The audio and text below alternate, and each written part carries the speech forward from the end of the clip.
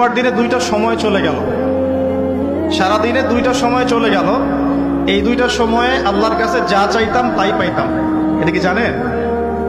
জুমার দিনে দুইটা সময় থাকে, এই সময় আপনি যে দোয়াই করবেন আল্লাহ কবুল করবেন ইনশাআল্লাহ। যদি আপনার আকীদার মধ্যে শিরক না থাকে, আমলে বেদাত না থাকে এবং রিজিকটা হালাল হয়। সময়টা হচ্ছে জুমার খুতবা, খতিব যে খুতবা দেওয়ার পরে নামাজ পড়ান না, খুতবার পরে নামাজ পড়ান।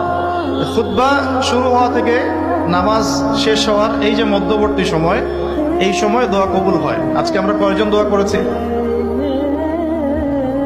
ইমাম সাহেবরা, খতিব সাহেবরা দোয়া করেছেন খুতবায়। জনগণ আমরা আরবি সম্পর্কে এতটাই অজ্ঞ যে যখন ইমাম দোয়া করেন ওইটা যে দোয়া, এই দোয়ার সাথে আমিন বলতে হবে এটাও আমাদের জানা থাকে। প্রত্যেক মেম্বার থেকে আজকে বলা হয়েছে আল্লাহুম্মা